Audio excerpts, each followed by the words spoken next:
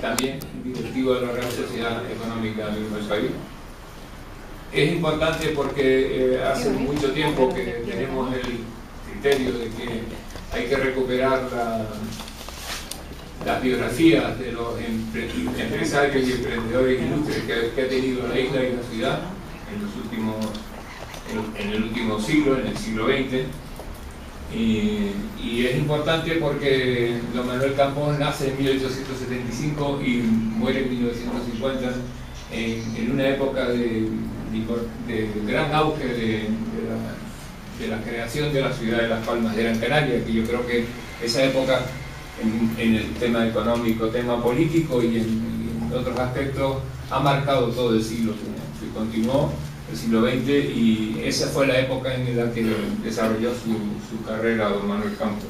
Es importante por todas estas razones y porque su nieto, Manolo, es directivo de esta Real Sociedad y es un importante activo de la Real Sociedad, y estamos muy contentos de poder presentar esta biografía en esta casa.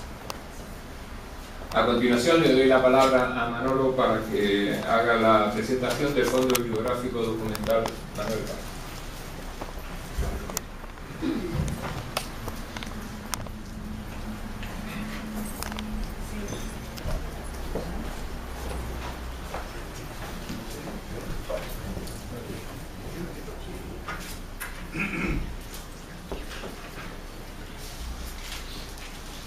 Buenas noches, señor director de la Real Sociedad Económica Amigos del País de Gran Canaria, señor diputado del Común, autores Javier Campos Grama y María Reyes García Gómez, familia Campos, amigos del país y consocios de esta Real Sociedad Económica Amigos del País de Gran Canaria, señores y señores, antes que nada decirles muchas gracias por estar en este importante acto en el que se presenta oficialmente el Fondo Bibliográfico y Documental Manuel Campos y el libro Manuel Campos Padrón 1875-1950, notas para una biografía.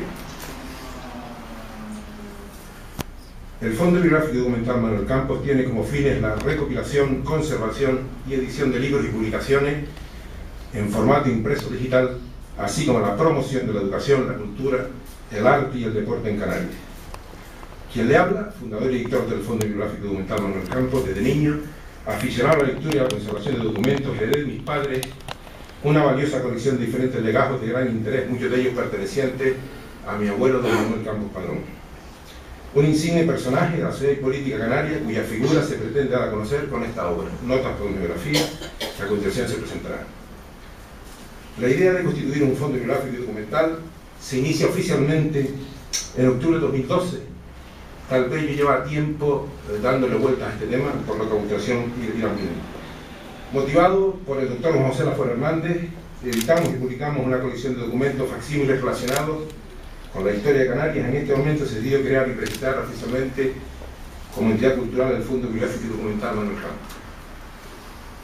Con el paso de los años la colección se ha ido ampliando cada vez más, por lo que poco a poco he conformado mi biblioteca, que hoy en día cuenta con más de 2.200 libros, de los cuales 1.700 ya han sido catalogados y además de otros documentos relacionados con la figura de mi abuelo.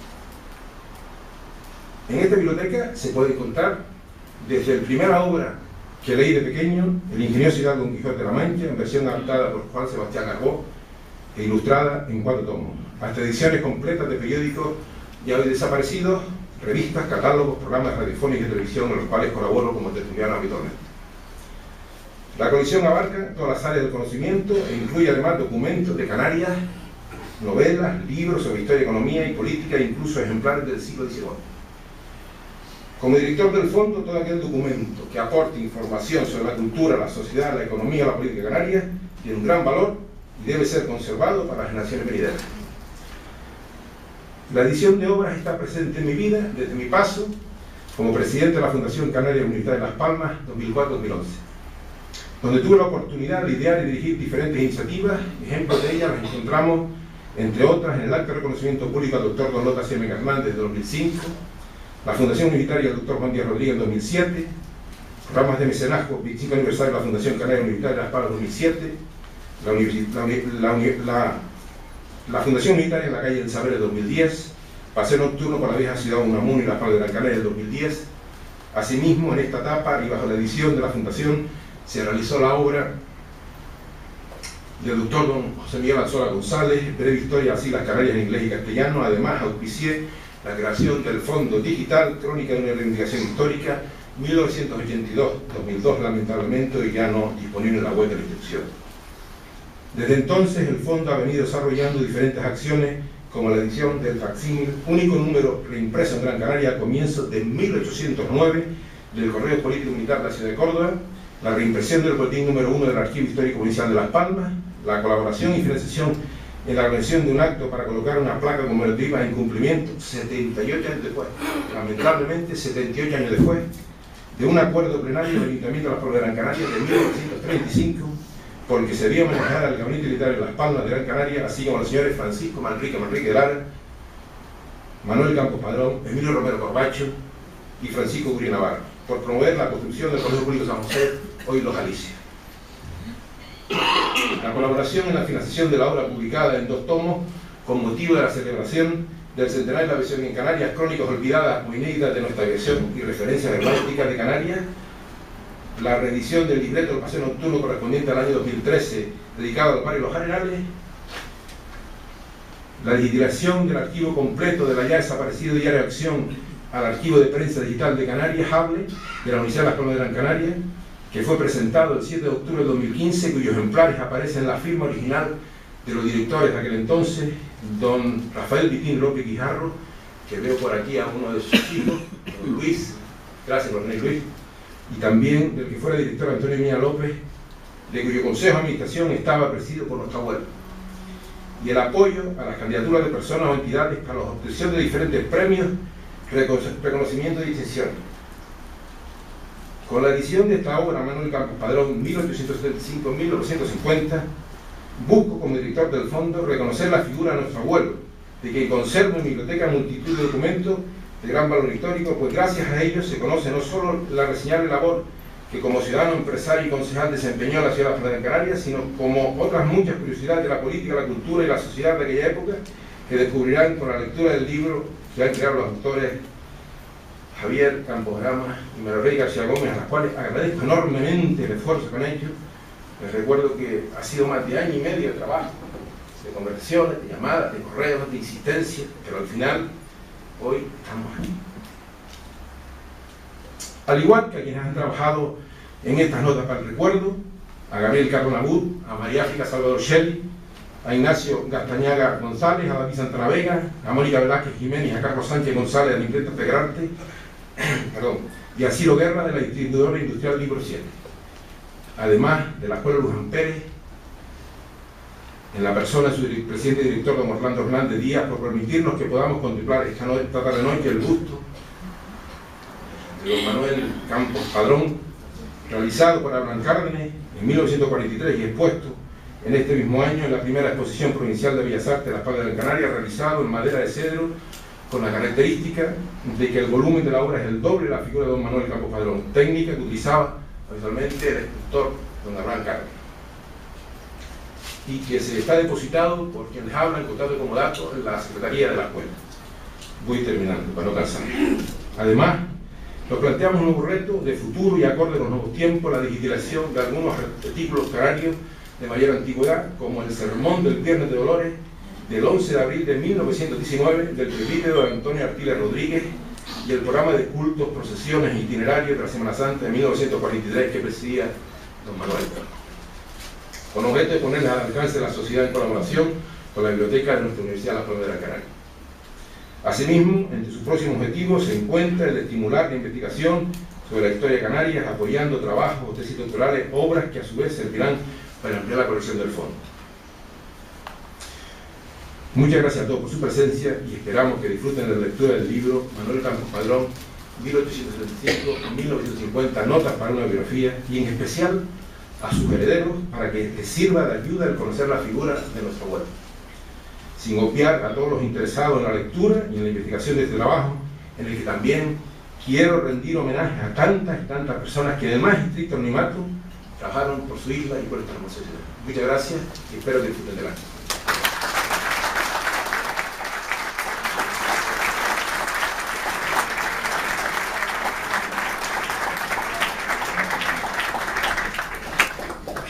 Muchas gracias. Tiene la palabra el excelentísimo señor don Jerónimo Saavedra Acevedo.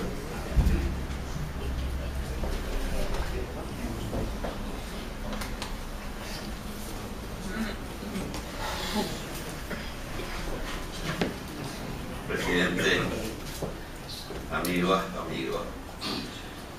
una mañana apareció un campo, Manolo en mi despacho, con el borrador o las pruebas de este magnífico libro, y me produjo una gran alegría porque soy de las personas que me gusta conocer la historia de la ciudad en la que vivo, y me gusta también recordar las relaciones que miembros de mi familia tuvieron con la ciudad, y en particular en este caso con el biografiado. Y la lectura ha incrementado esa alegría, esa satisfacción, porque han hecho un magnífico trabajo los autores, y yo creo que no viene mal comenzar al aludir a una persona tan importante cuya biografía se presenta hoy, aludir a la situación, a lo que era nuestra ciudad en ese periodo tan fértil en acontecimientos que es las 2 primeras décadas del pasado siglo. Es decir, cuando Manuel tenía 25 años, 1900 a 1920, la ciudad está en una efervescencia política, económica, cultural extraordinaria.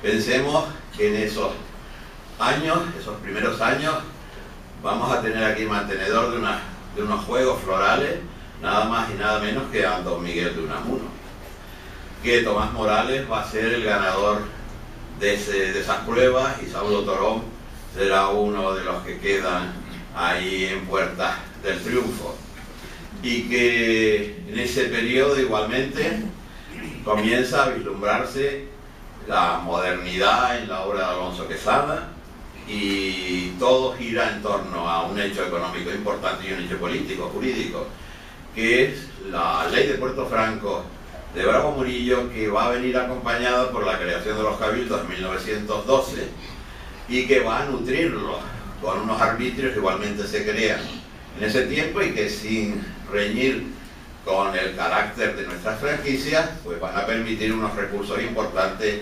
para abordar los graves problemas de desarrollo que tenía nuestra ciudad en esos momentos. Entonces, el puerto es el gran motor, y nos encontramos con una serie de límites, restricciones y comprensiones en la organización administrativa de nuestra Canarias, en la forma de una provincia única que diríamos que no supo ser consciente de lo que estaba ocurriendo en el desarrollo, en la aparición y fortalecimiento de una nueva burguesía mucho más liberal que la que se tenía en la capital administrativa, universitaria y militar del archipiélago, y que eso generó una respuesta reivindicativa, porque no era posible que hasta 1917, me parece, no se creara el primer instituto de enseñanza público en nuestra isla, o que, como recordarán todos, tuviesen que ir a hacer y a obtener sus títulos al Instituto Canarias en La Laguna, aquellos antecesores nuestros, estudiantes del Colegio San Agustín, incluido el propio don Benito Pérez Galdós. Pero junto a eso también existían trabas de otro tipo, que generaron mítines como los que se recoge en este libro, en el Cine Cuyas, tras una promoción por parte de la Real Sociedad Económica Amigos del País, donde hoy nos encontramos, en esta institución, que genera la creación de una comisión que va a ir a Madrid en 1912, si mal no recuerdo, o 1910, a pedir que se cambie la organización administrativa, y que esto, la sociedad que quiere vivir con arreglos a los principios de libertad económica que están plasmados en las leyes estatales, pues vaya acompañada igualmente de una autonomía política que le permita también abordar el reto cultural, educativo, etc. Ese era el telón de fondo a grandes rasgos en el que surge el comercio de la calle Triana.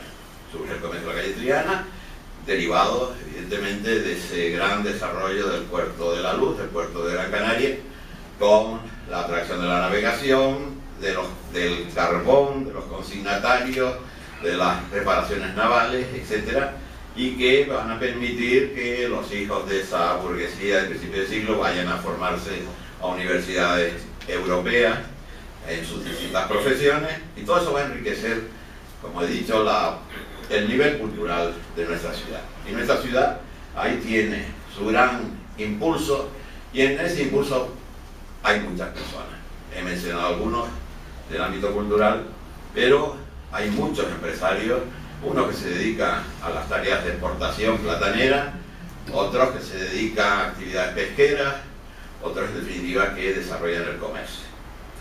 Y Manuel Padrón pues fue el que se lanza, pasa de ser trabajador administrativo lozano a ser comerciante textil en la esquina de la calle La Peregrina con la calle Los Remedios, en el número 8. Qué casualidad, el número 6 llegará 10 años más tarde, en 1915, mi abuela Luisa Medina, que tenía un pequeño comercio en Agaete y que se había quedado viuda, embarazada, y que necesitaba afrontar el problema de la cita militar que mi padre tenía que abordar en esos momentos, y tenía que venir aquí. Entonces decidió que no era posible mantener a los 3 hijos con la actividad de Agaete y que había que establecerse en la ciudad. Una mujer, por consiguiente, viuda, con coraje, con carácter emprendedora e indudable, y que se establece en la calle de Los Remedios, como he dicho, y ahí fallecerá, muy cerca, en la última vivienda también en el barrio Reguera. Entonces, la coincidencia en la actividad textil comercial hace que surja en la memoria que yo tengo desde niño esa relación entre mi abuela, Luisa Medina, como le llamaban todos, y también mi padre, con don Manuel Campos. Eso hace que además coincida en el momento del fallecimiento como alumno del Colegio Jesuita con uno de sus nietos, don Gómez Campos, que no sé si está por aquí, pero allí lo veo. No sé, que siempre hemos tenido una gran amistad. Y yo sentí ese fallecimiento porque sabía que en mi casa era un hecho igualmente sentido. ¿Y cuál era la razón? Pues porque no solo sabía desarrollar una actividad similar en el comercio de mi abuela, que mi padre luego se desarrollaría más por la actividad pesquera, sino que además había una coincidencia de motivación que se refleja perfectamente en el libro, que es la motivación religiosa. En el caso de mi abuela tenía un hermano cura o sacerdote y 3 monjas. Una hermanita de los pobres, que me recuerdo yo haberla visitado en La Laguna, y otras 2 que no conocí, y que hizo que junto al comercio textil, aquello, si recuerdo, la tienda de mi abuela, ir allí con aquellos mostradores larguísimos como la tienda de los Campos, donde se vendían cálices, libros, Biblias, evangelios, imágenes de yeso traídas de Olot, de Cataluña. Nosotros los fabricaban en serie, y eso porque, claro, como estaba en el camino de la catedral, pues todos los párrocos de la isla venían a suministrarse del material necesario para sus parroquias, ya que textil y productos relacionados con la religión estaban muy unidos de una manera muy singular en el comercio de mi abuela.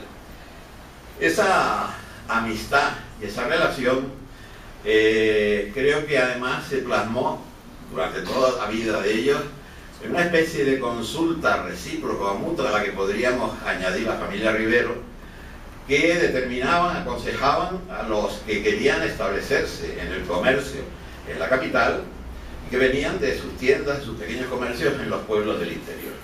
Entonces venían a pedir consejos, es decir, era mucho lo que le pedían de alquiler por el local, si el local era el adecuado, etc. Esos son recuerdos de infancia de mi padre acerca de esta tarea de asesoramiento un poco paternalista, no de lobby en absoluto, sino de contribuir en definitiva a que la riqueza estuviese más repartida, con esa motivación religiosa que repito que fue constante en la vida tanto de mi abuela como la de mi padre. Entonces, a mí particularmente quería hacer referencia a algo que la lectura me ha concentrado de manera especial. Me refiero a la actividad política. ¿Por qué? Pues porque en las 3 ocasiones que fue concejal Manuel Padrón del Ayuntamiento de Las Palmas, coincide con la dictadura de Primo de Rivera y coincide con un recrudecimiento de la actividad reivindicativa para la división provincial. Entonces, el alcalde José Mesa y López, se disuelve los ayuntamientos de toda España y se sustituye por unos concejales que automáticamente son nombrados en función de su capacidad contributiva. Y entonces, agárrense, primero eran 27 o 20 y tantos, pero en la tercera etapa hubo 3 ayuntamientos distintos en el periodo del 23 al 30, ya con el gobierno de Berenguer, llegaron a ser 72 concejales. Pues digo, para aquellos que critican hoy si hay exceso o no hay exceso de políticos. Lo cierto es que esa era una ciudad mucho menor que la nuestra, con 72 concejales. Y el abuelo de la mayoría de los aquí presentes pues formaba parte de esa lista contributiva. Yo creo que mi padre no era por la lista contributiva, no sé por qué motivo, pero ahí aparece también como concejal en ese ayuntamiento, en esa etapa, en la segunda fase, en el año 29. Mesa, el alcalde fue Federico León en la primera etapa de la dictadura de Primo de Rivera, y luego el año 29 hay 2 ayuntamientos distintos. Uno, el 22 de mayo del 29, que Manuel Padrón es concejal por segunda vez, y ahí aparece en todos los medios de comunicación y frecuentemente en el libro, formando parte de distintas comisiones, mi padre, Martín Saavedra Medina. Es significativo además que hay varias comisiones como de investigación, de estudio, de control, en la que es nombrado don Manuel Padrón, don Martín Saavedra Medina, Campo, perdón, sí, Padrón, eso no. Y Martín Saavedra Medina, comisiones de 3, incluso hay una que motivará, ante unas críticas que se publican en la prensa local, una carta firmada por los 2, en la que se dirigen al alcalde y ya final, Mesa y López, diciendo que por qué motivo le imputa el pago inadecuado de no sé si 1000 y pico pesetas a un ingeniero por no sé qué asunto de obra, porque ellos estuvieron muy vinculados en toda la tarea de la construcción de la carretera al puerto, y Manuel Campos en relación con la construcción de las obras del Teatro Pérez Galdós. Es significativo que el encargo del telón de boca del Pérez Galdós, que como saben fue diseñado por Néstor Martín, pues estuvieron discutiendo no sé cuánto tiempo en el pleno de la corporación para al final votar 24 a favor y 22 a favor y 4 en contra, y se siguió adelante encargando a la Real Fábrica de Tapices la elaboración de dicho telón que, como saben, restaurado posee el ayuntamiento, la ciudad, en el Teatro Pérez Galdós. Entonces, en toda esa fase hay un trabajo conjunto en el ayuntamiento que a mí me ha parecido muy positivo, muy sorprendente, un compromiso que luego mi padre va a desarrollar con la Cámara de Comercio de la ciudad y posteriormente en el Cabildo Insular de Gran Canaria, y que hace que, diríamos, las fuerzas vivas de la calle Triana y sus alrededores estuviesen presentes y asumiendo la responsabilidad política que como impulsores de la economía le correspondía estar presentes también en nuestra corporación municipal. Estos son algunos de los temas que he buscado en el libro, los he seleccionado por razón ya clara y evidente, pero creo que en el libro hay mucho más, muchísimo más. Solo, diríamos, me he quedado en el año 30 y podríamos seguir avanzando en la biografía hasta el año 50 de don Manuel Campos. Esta es la razón por la que yo agradezco a la familia que me ha invitado, porque, como decía al principio, me lleva a una nostalgia creativa, positiva, que creo que con la edad siempre es buena y compensa posibilidades de sentirse ya mayor, de sentirse inútil pero creo que tener en las manos obras como esta, pues son auténticas inyecciones y compromisos nuevos que uno quiere para el futuro, aunque sea corto, pero hay futuro, siempre hay futuro. Así que muchísimas gracias a la familia, en particular a Manolo, por haberme encargado la presentación de esta magnífica obra.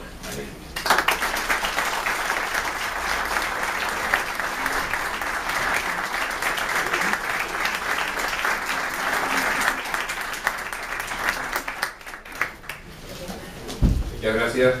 Ahora le toca el turno a los autores.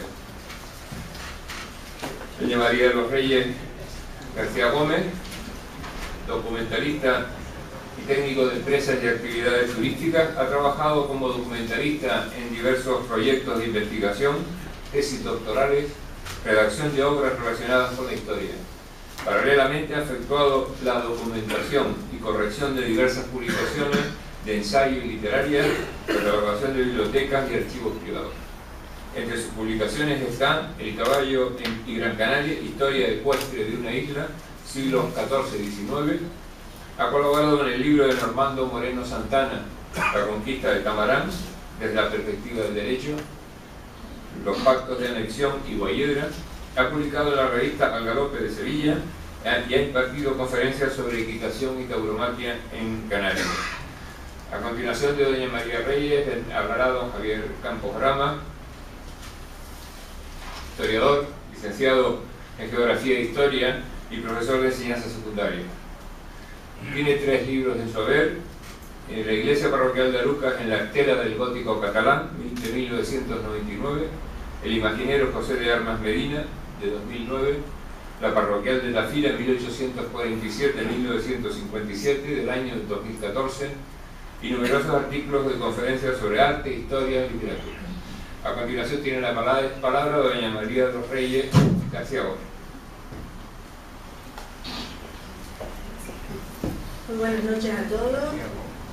Ante todo, dar las gracias por estar aquí y, en segundo lugar, quería agradecerle de todo corazón al Fondo Bibliográfico y a Manuel Campos que me haya permitido trabajar en este proyecto, porque la verdad que me quedé sorprendida al leer la documentación que íbamos recopilando, y yo decía, pero bueno, este hombre no tiene fin.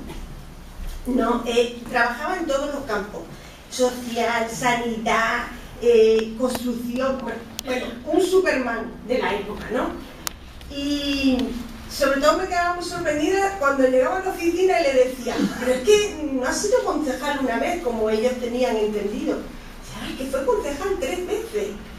Y nos quedábamos, Manuel Campos me decía, no puede ser, y otra vez a mirar bien.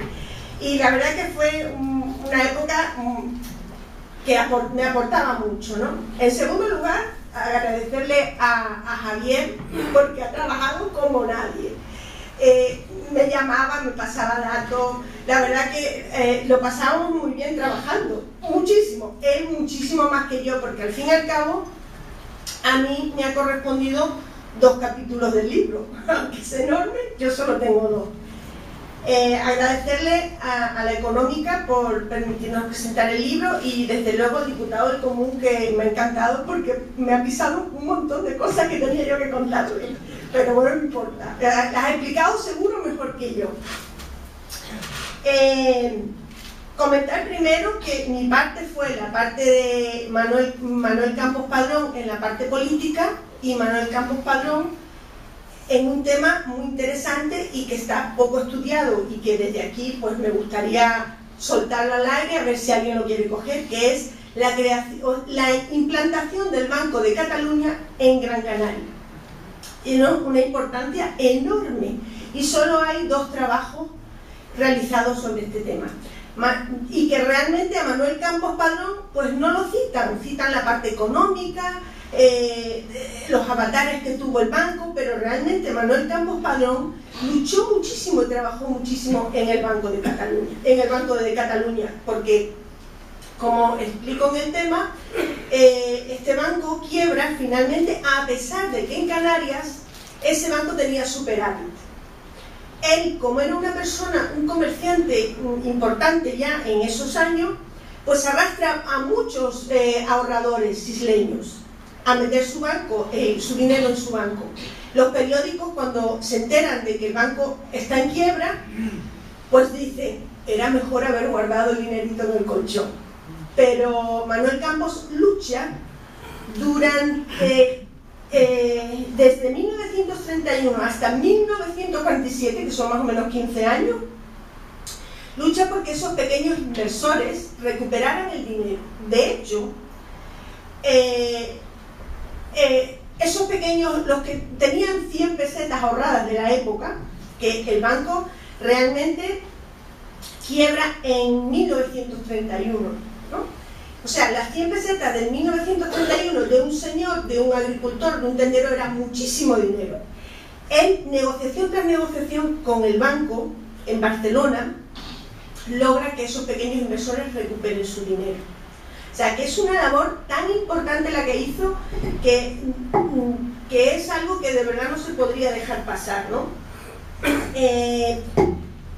Exitosamente recupera el dinero de estos pequeños empresarios, pero realizó laboriosas gestiones de las que su organización para recuperar este dinero fue copiado por los directivos del Banco de Cataluña en Tenerife.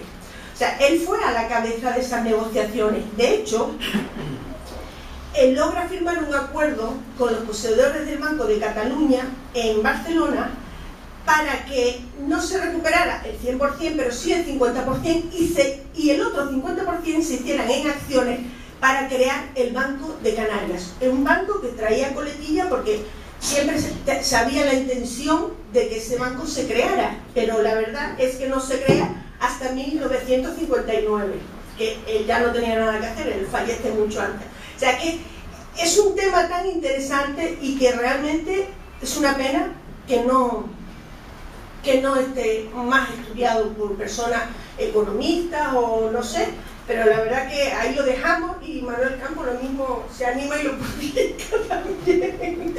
Bueno, a la parte política es la verdad que es la parte más interesante porque era un personaje excepcional. Como bien dijo don Jerónimo Saavedra, es en 1910 su primer contacto con la política. Es un joven Manuel Campos que asiste a un mitin preocupado con las necesidades de la reforma administrativa para Canarias. Incluso llega a ser designado para ir a Madrid y gestionar los anhelos de la división provincial. Transcurren unos años hasta 1925, en donde lo encontramos como concejal del alcalde don Federico León. ¿Por qué entra de concejal? Pues como bien decía, uno, porque era uno de los mayores contribuyentes, ya en el año 1925, estaba en la lista de los mayores contribuyentes. Y segundo, porque pertenecía al Somatén. En el libro explicamos lo que es el Somatén. En esta etapa se debatieron temas de muchísima importancia para la ciudad, como bien decía, el Teatro Pérez Galdós, efectivamente el telón que tuvo cola, defendía con muchísimo ahínco que aunque no hubiese dinero, porque es verdad que no había dinero en los ayuntamientos, que tuviera buena cantería, que fuera el mármol blanco que hoy podemos disfrutar en el suelo y en el teatro, y desde luego la tapicería de la sala, una cosa en la que él tuvo mucha importancia, claro, teniendo los almacenes Campos de tejidos, pues él bien sabía de lo que hablaba. En la carretera del puerto fue muy gracioso leer estas actas, porque son muy animadas en el fondo. Dijo, oh, qué rollo las actas. No, son animadísimas leerlas en esta época en que los concejales tenían mucho gaje, ¿no? Y entonces, ¿por qué asfalto o adoquín? Y uno dice, asfalto, adoquín, qué chorrada, ¿no? Se paran en el asfalto y en el adoquín. Pues no, alegaban con muchísimo de dar a la Z el por qué uno u otro, y efectivamente el adoquín no puede ser, decía, pues en París y en Madrid lo usan en las calles que tenían inclinación para agarrarse las caballerías y los carros. Claro, tiene su sentido de asfalto, pues no, en las calles rectas. La carretera al puerto, asfalto. O sea, que son cosas curiosísimas. A él, desde luego, hay una cosa que se le debe, que es la licencia municipal de obras. Él crea la licencia municipal de obras, porque está harto de que lleguen papeles al ayuntamiento que dicen, yo hago un jardín, un piso, y resulta que decían 3 pisos, 2 baños, tal. Entonces él lucha por la ciudad. fuera bien organizada. Dice que las casas en ciertas zonas tienen que tener jardín delantero y jardín trasero. O sea, es un hombre que pensaba en todo, sin embargo, tampoco duraría mucho en este mandato, pues los historiadores afirman que la culpa lo tuvo la vigencia de la carta municipal que el alcalde Federico León pone en marcha para el cobro de las tarifas de transporte. Es una época muy revulsiva y entonces pues deciden, hay que cambiar el ayuntamiento. Su segunda ocasión como concejal fue en el año 29, con Domingo Bello del Toro. En este periodo estuvo inmerso en varias muy diferentes comisiones: educación, sanidad, obras municipales, economía. Pero lo primero que se le encargó fue la revisión de las cuentas municipales. O sea, el ayuntamiento estaba en quiebra total. Y él se percató de esa situación, no podía ser, y empezó a pensar, ¿qué debo de hacer? Por ejemplo, edificios que estaban vacíos del ayuntamiento, no estaban en explotación porque salían a concurso y nadie licitaba, les bajaba el precio, gestionaba la compra del chino para el asfalto de la carretera, pues lo sacaba al 50% del precio del mercado. Esto es muy curioso, el piano del teatro no pudo ser comprado nuevo, tuvo que ser comprado de segunda mano. Era tanta la precariedad del ayuntamiento que decidió, bueno, me sobra material, lo vendo el excedente de material de obras a la gente. Esto la verdad que le costó un disgusto, pero yo se lo dejo en el libro para que lo lean. Desde luego que contó sobre todo con el apoyo de la prensa. Era un concejal muy valorado porque realmente era un hombre que se movía por la ciudad y quería que todo estuviese en progreso y buscaba 50.000 recursos para que todo marchara bien y en beneficio de la ciudad, ¿no? Su labor, decía él mismo, es muy sencilla, que se reducía en vigilar, inspeccionar y dar soluciones para que las cobranzas y los ingresos se hicieran puntualmente. Bueno, esto lo tendríamos que aplicar hoy a todo, pero era difícil, pero él quería y lo logró en muchas ocasiones. Desde luego, sus proyectos serán otra vez inconclusos, pues en octubre de 1929 cesa toda la corporación. Entonces, ¿qué pasa? Que surge en la prensa local un concejal populachero. Es muy significativo porque a partir de un artículo de prensa firmado por un concejal populachero es que me llama Manuel Campos para que averigüe qué es eso. Pues el concejal populachero es él, un seudónimo que usa en la prensa, donde explica lo que se debería hacer, lo que no se está haciendo y cómo se debería de hacer para que toda la ciudad progresara. Uno de los más importantes de esos artículos se titula Agua, agua, agua. Es de verdad un artículo de un valor etnográfico importantísimo. En él relaciona todos los pozos de agua que existen en las casas que están a menos de 10 metros de la costa litoral. Este agua él decía que se perdía al mar.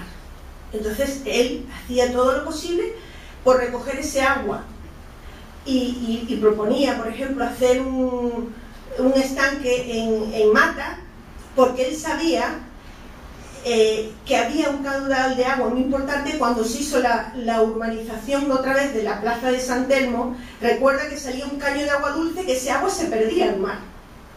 Y él decía, vamos a ver, si la City, que era la empresa que tenía el agua, le da al ayuntamiento un agua que nada más se consumía en regar el Parque Santa Catalina. Nosotros, ayuntamiento, no tenemos agua. El agua que necesitamos la pagaba, su propia agua la tenía que pagar.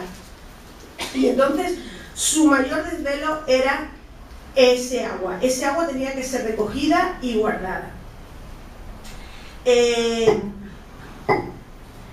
Propone hacer el depósito del agua y decía, caminamos sobre agua que se va al mar. Y era verdad, O sea, esos pozos de casas no los utilizaban porque ya venía el agua de abastos y era mucho más cómodo abrir el grifo y tener el agua que usar ese agua que se perdía.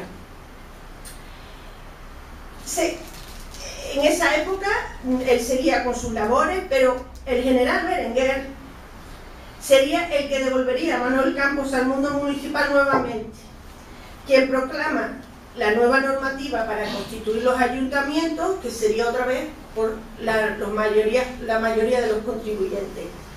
Ahora ya contaba con 54 años. En esta ocasión, como bien decía don Jerónimo Saavedra, gobernaba Mesa y López, que tenía sus 72 concejales. Es verdad que no cobraban, ¿eh?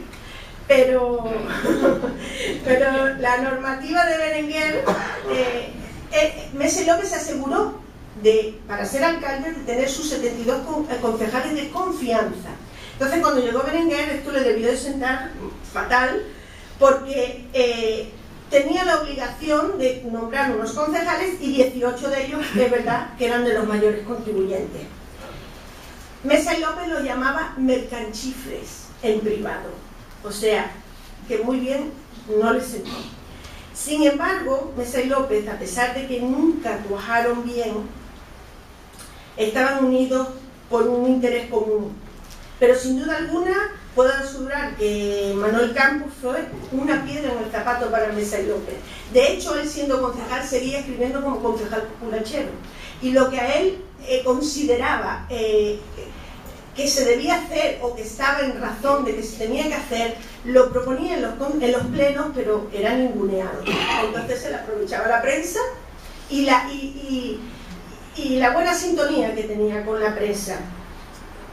Entonces, claro, Mesa y López le decía que no, o ya veremos, o ya lo haremos. Entonces, esto ya es una sensación que tengo yo. Él propone hacer el agua de riego, Mesa y López le decía que no, pero hay un tercer señor que lo propone, pasado unos meses, y Mesa y López dice que sí. Entonces, yo estoy en la seguridad de que Manuel Campos era más listo que todo eso, y le dijo, proponlo tú, y entonces dirán que sí. Y yo creo que eso fue así, porque un hombre que sale de la nada, un concejal que se dedicaba a otra cosa, vienen y le dicen que sí a la primera. Entonces era de una valía tremenda lo que hizo. Bueno, en las elecciones de la Segunda República se presenta como independiente, aunque hay algunos periódicos que lo incluyen como candidato monárquico, pero no fue así. No obtuvo mucha votación. En el mismo distrito, el que ganó en su mismo distrito tenía 430 y él 100. Bueno, también es verdad que él metía mucha caña en la prensa y yo creo que a veces hasta ya se te hace pesado, ¿no? Supongo que aquí se acaban sus anhelos políticos y casi fue mejor así, pues ya son conocidos los sucesos ocurridos en esta ciudad en aquella época, ¿no? Para concluir esta etapa, quiero dejar patente que Manuel Campos Padrón ha tenido la oportunidad de darse a conocer toda su labor, ¿no? Y que, como bien dice Manuel Campos, su nieto, quedan muchos bienhechores y emprendedores que sacar a la luz. Por ejemplo, yo no sabía realmente que era el padre de don Jerónimo Saavedra, pero trabajó muchísimo. Hay 2 o 3 concejales que trabajaron muchísimo con Manuel Campos y que parece mentira que los historiadores dicen, oh, ya está todo dicho. Pues no, yo me he dado cuenta que hoy no está todo dicho. Hay muchísimos prohombres que trabajaron por esta ciudad y por el desarrollo de la misma. Y nada más, ya esta es la parte que me tocó a mí.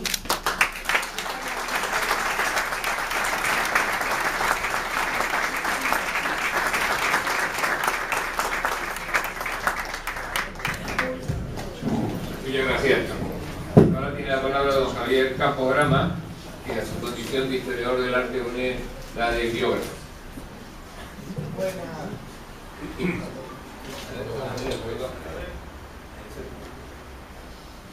Ahora, sí. Pues darles las gracias por acudir tan generosamente a esta convocatoria que hemos hecho, que nos hace muy feliz y nos sentimos muy cálidamente abrazados por todos ustedes en el día de hoy.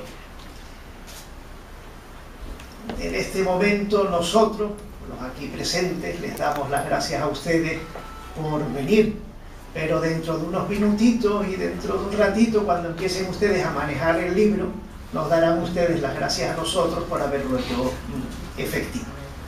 Así que con esto les digo que la vida y la etapa de Manuel Campos Padrón, que se ha citado aquí, es muy digna de trabajarse, de estudiarse y mucho más.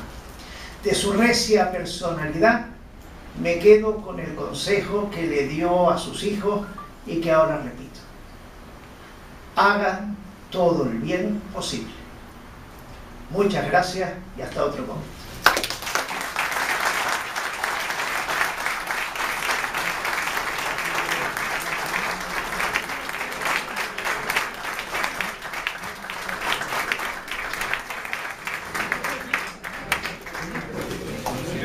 Ha sido en relación intensa al número de páginas del libro. Muchas gracias. Bueno, ahora hay un turno de preguntas del público y de los oponentes de la mesa para comentar lo que ustedes quieran conveniente. Si quieren Manolo, vete realizando el diálogo. Con permiso de los autores, yo voy a decirles que todo esto empezó hace unos cuantos años. Yo duermo muy mal, a este insomnio, y me puse a navegar y encontré algo de los somatenes que en el libro se aclara, firmado por María Luisa Monteiro Quintana, una profesora de la universidad que no sé si se encuentra por aquí hoy.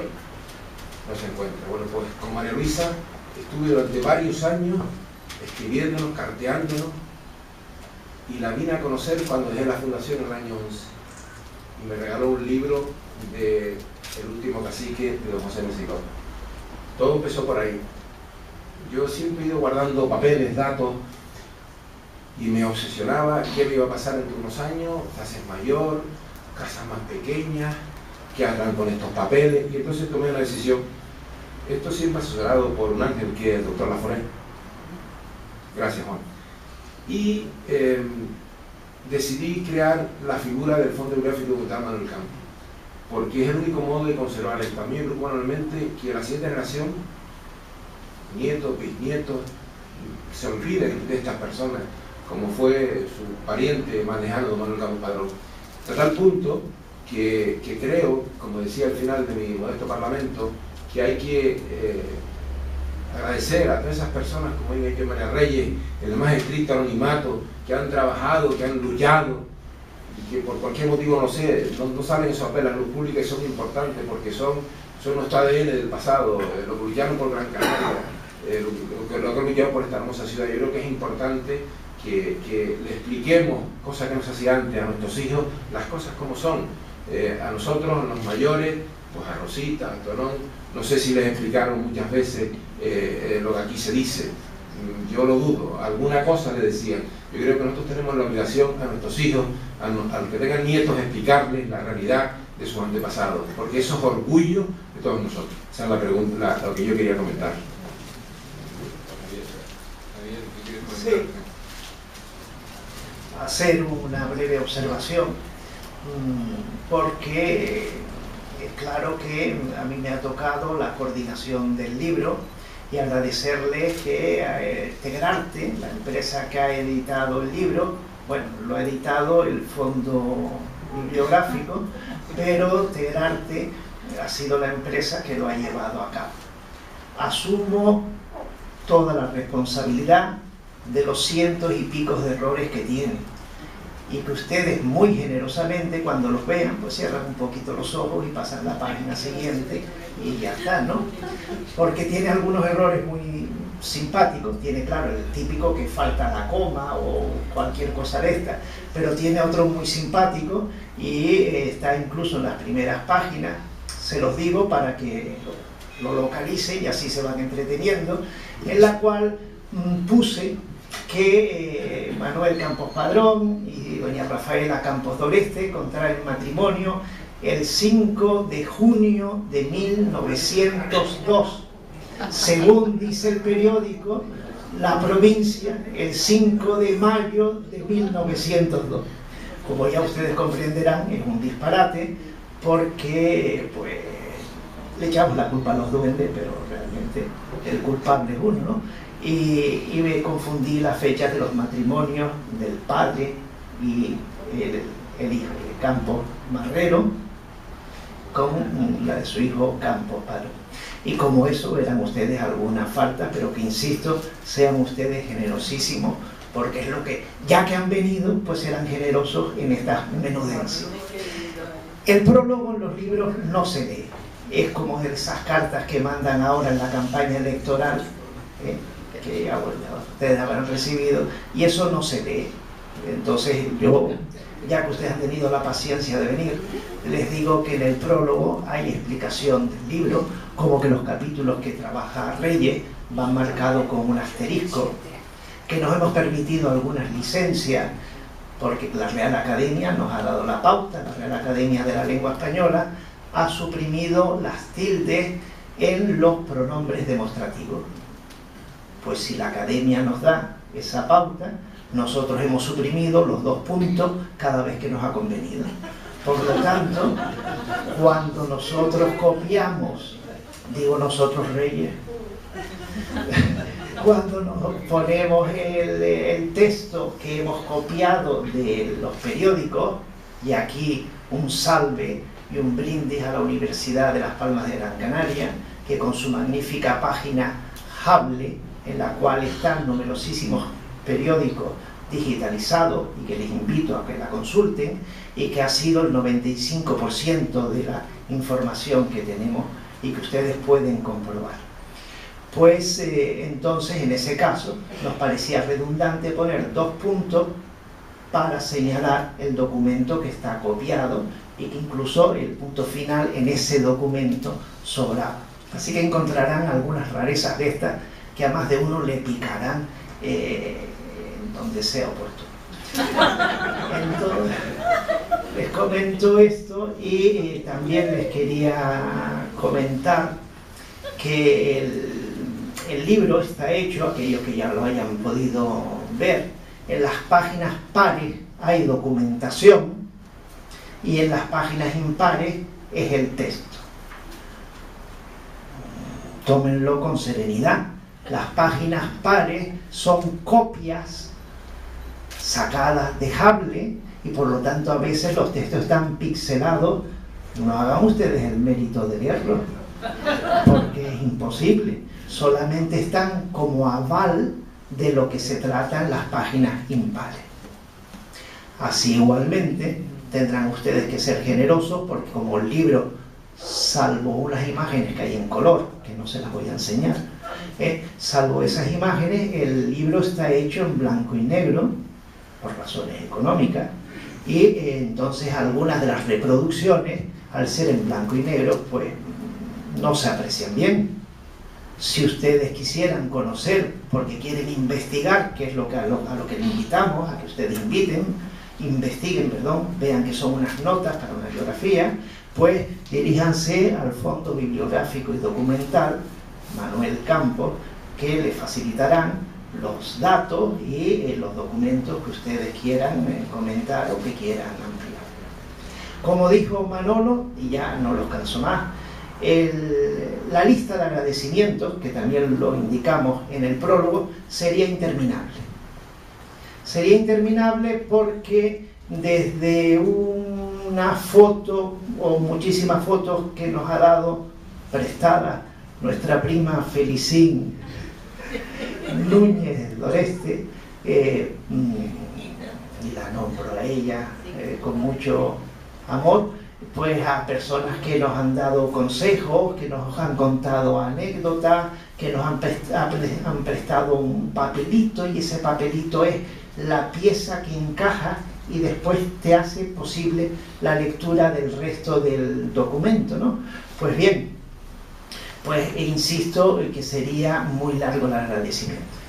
También había que agradecerle a aquellos que cuidadosamente nos han dado soberanas patadas, porque al cerrarnos lugares de consulta, bien argumentando la ley de protección de datos, pues nos han obligado a buscar otro camino, y eso pues te fortalece, ¿no? Porque entonces tienes que luchar más y seguir más adelante.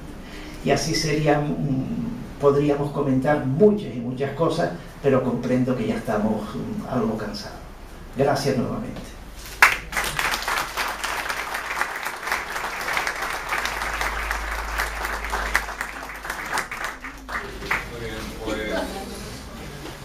Muchísimas gracias a todos ustedes por venir a este acto. Muchísimas gracias a Manuel Campos Gómez por su iniciativa cultural. Es una iniciativa que tiene un componente familiar muy importante, pero también es una iniciativa cultural. Y es una iniciativa cultural la creación del Fondo Bibliográfico, del cual vamos a intentar promocionar y apoyar todo lo que podamos.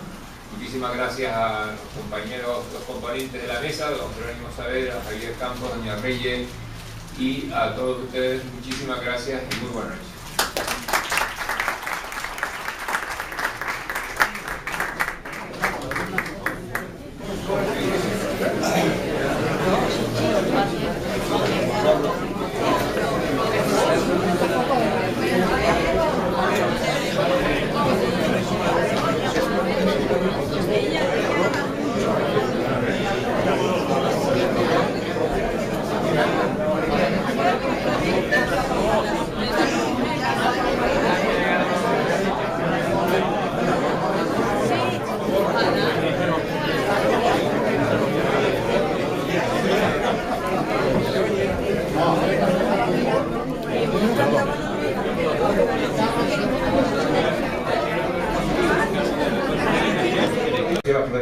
Sino como otras muchas curiosidades de la política, la cultura y la sociedad de aquella época que descubrirán con la lectura del libro que han creado los autores Javier Campos Grama y María Rey García Gómez, a las cuales agradezco enormemente el esfuerzo que han hecho. Les recuerdo que ha sido más de año y medio de trabajo, de conversaciones, de llamadas, de correos, de insistencia, pero al final hoy estamos aquí. Al igual que a quienes han trabajado en estas notas para el recuerdo, a Gabriel Carbonabud, a María África Salvador Shelley, a Ignacio Gastañaga González, a David Santana Vega, a Mónica Velázquez Jiménez, a Carlos Sánchez González de la imprenta Integrante, y a Ciro Guerra de la distribuidora industrial Libro 7. Además de la Escuela Luján Pérez, en la persona de su presidente y director don Orlando Hernández Díaz, por permitirnos que podamos contemplar esta tarde noche el busto de don Manuel Campos Padrón, realizado por Abraham Cárdenas en 1943 y expuesto en este mismo año en la primera exposición provincial de Bellas Artes de las Palmas de Gran Canaria, realizado en madera de cedro, con la característica de que el volumen de la obra es el doble de la figura de don Manuel Campos Padrón, técnica que utilizaba habitualmente el escultor don Abraham Cárdenas, y que se está depositado por quien les habla en Contado de Comodato en la Secretaría de la Escuela. Voy terminando, para no cansar. Además, nos planteamos un nuevo reto de futuro y acorde con los nuevos tiempos, la digitalización de algunos artículos canarios de mayor antigüedad, como el Sermón del Viernes de Dolores del 11 de abril de 1919 del presbítero Antonio Artiles Rodríguez y el programa de cultos, procesiones e itinerarios de la Semana Santa de 1943 que presidía don Manuel. Con objeto de ponerle al señor diputado del Común, autores Javier Campos Grama y María Rey García Gómez, familia Campos, amigos del país y consocios de esta Gran Sociedad Económica, amigos del país de Gran Canaria, señores y señores, antes que nada decirles muchas gracias por estar en este importante acto en el que se presenta oficialmente el Fondo Bibliográfico y Documental Manuel Campos y el libro Manuel Campos Padrón, 1875-1950, Notas para una biografía. El Fondo Bibliográfico y Documental Manuel Campos tiene como fines la recopilación, conservación y edición de libros y publicaciones en formato impreso digital, así como la promoción de la educación, la cultura, el arte y el deporte en Canarias. Quien le habla, fundador y editor del Fondo Bibliográfico y Documental Manuel Campos, desde niño, aficionado a la lectura y a la conservación de documentos, heredé de mis padres una valiosa colección de diferentes legajos de gran interés, muchos de ellos pertenecientes a mi abuelo don Manuel Campos Padrón. Un insigne personaje de la sociedad y política canaria cuya figura se pretende dar a conocer con esta obra, Notas para una biografía, que a continuación se presentará. La idea de constituir un fondo bibliográfico y documental se inicia oficialmente en octubre de 2012. Tal vez yo lleva tiempo dándole vueltas a este tema, por lo que a continuación irán viendo. Motivado por el doctor José Lafuente Hernández, editamos y publicamos una colección de documentos facsímiles relacionados con la historia de Canarias. En este momento se decidió crear y registrar oficialmente como entidad cultural del Fondo Bibliográfico y Documental Manuel Campos. Con el paso de los años la colección se ha ido ampliando cada vez más, por lo que poco a poco he conformado mi biblioteca, que hoy en día cuenta con más de 2.200 libros, de los cuales 1.700 ya han sido catalogados y además de otros documentos relacionados con la figura de mi abuelo. También directivo de la Real Sociedad Económica del país. Es importante porque hace mucho tiempo que tenemos el criterio de que hay que recuperar las biografías de los empresarios y emprendedores ilustres que ha tenido la isla y la ciudad en el último siglo, en el siglo XX. Y es importante porque don Manuel Campos nace en 1875 y muere en 1950 en una época de gran auge de la creación de la ciudad de Las Palmas de Gran Canaria, que yo creo que esa época en el tema económico, tema político y en otros aspectos ha marcado todo el siglo que continuó el siglo XX, y esa fue la época en la que desarrolló su carrera don Manuel Campos. Es importante por todas estas razones y porque su nieto Manolo es directivo de esta Real Sociedad y es un importante activo de la Real Sociedad, y estamos muy contentos de poder presentar esta biografía en esta casa. A continuación le doy la palabra a Manolo para que haga la presentación del Fondo Bibliográfico Documental Manuel Campos.